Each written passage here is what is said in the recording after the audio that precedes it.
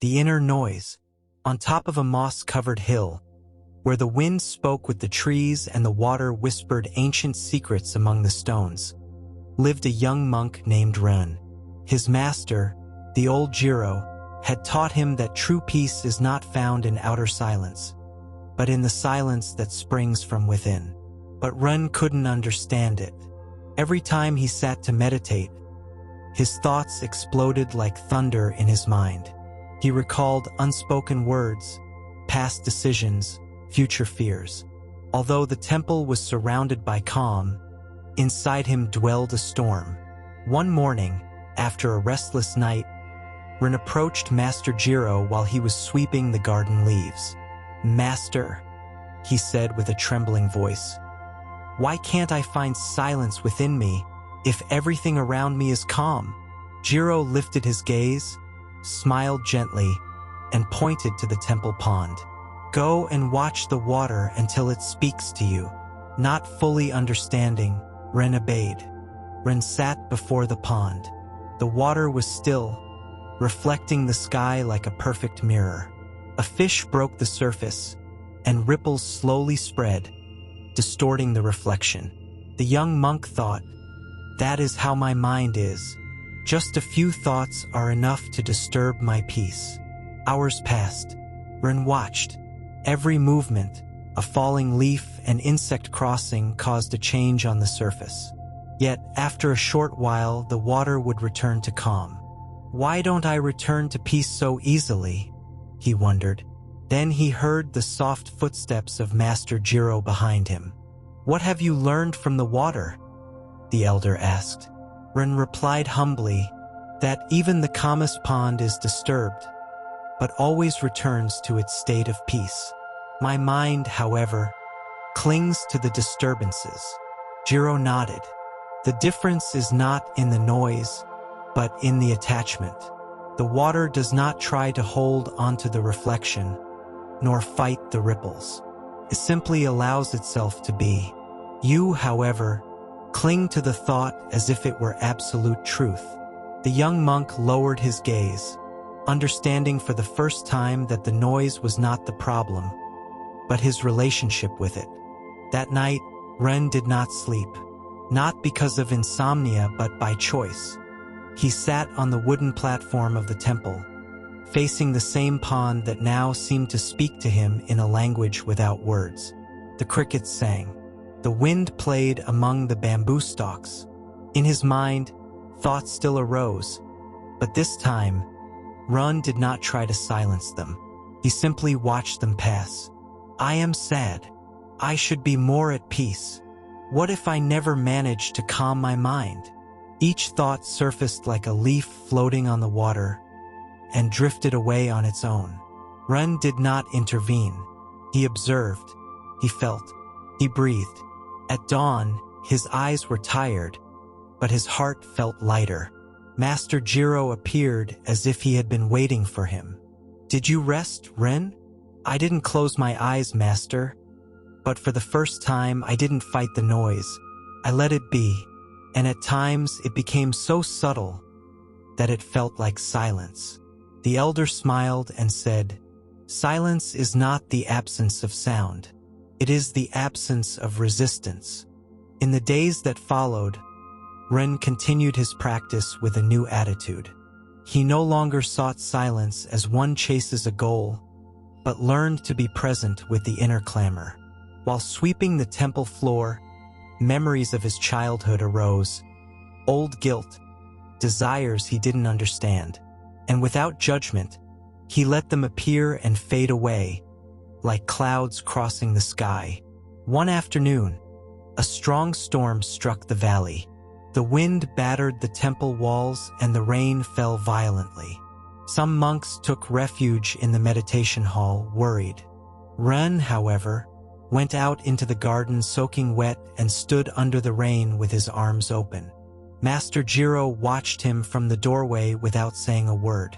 When Ren returned, dripping but smiling, the elder asked him, "Why did you go out?" "Because I understood, Master, that if I can remain at peace under the storm of the sky, I can also learn to be at peace under the storm of my mind. Jiro looked at him tenderly and replied, "Then you no longer need to run from the noise. You have begun to listen to it."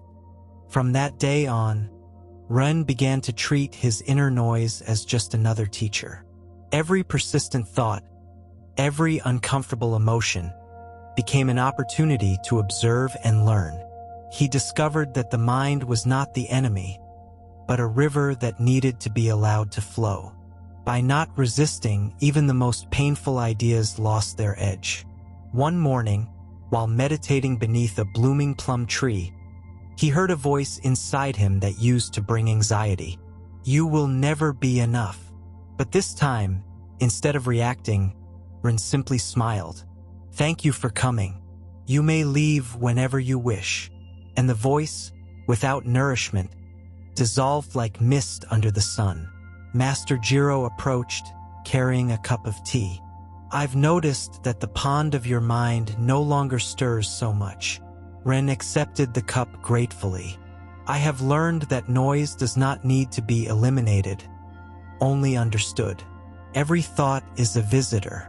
I no longer lock them up or chase them away. I just greet them, and then they continue on their way." Jiro nodded, satisfied. Thus, noise becomes song, and the song wisdom.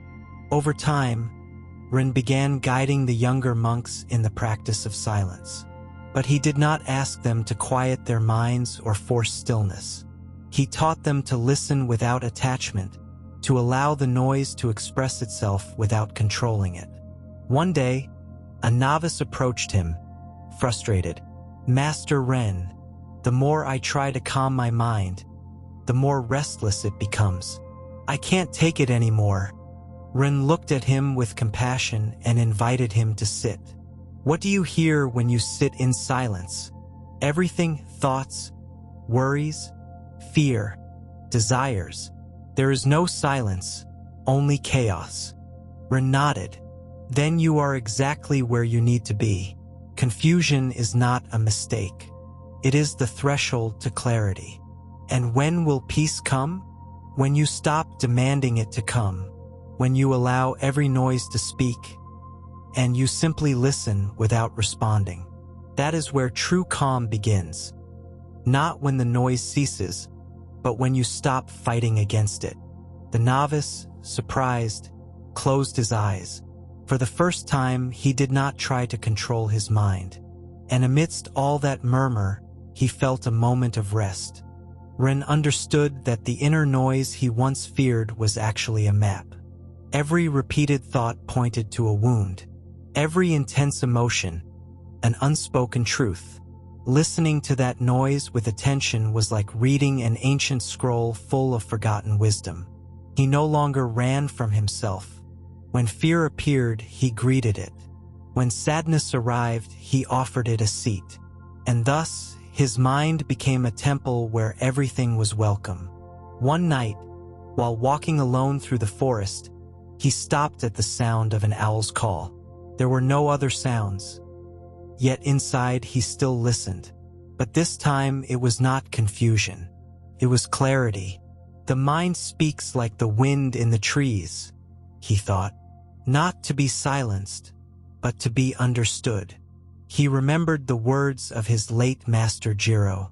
"When you can listen to the noise without reacting, you will have discovered the melody of emptiness." Ren closed his eyes and smiled. Silence was not a state. It was a way of being with everything. Over the years, Ren became the master of the temple. Many came from distant places to learn how to find silence amidst the clamor of their own minds. But Ren did not teach formulas or rigid techniques. He simply sat with them in silence and invited them to listen. "Do not seek to quiet your mind," he would say. "Just listen to it until you no longer need to respond." One day, an elder asked him, "How do you manage to maintain such peace, even when the world is full of noise?"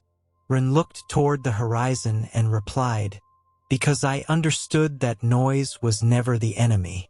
Peace did not come when everything became silent. It came when I stopped demanding the world to be quiet and learned to be with myself, just as I am. The wind softly blew through the trees. A bell rang in the distance. The murmur of the world was still there. But inside Ren, there was only silence. The kind of silence that does not depend on the surroundings, but on the freedom to no longer run from oneself.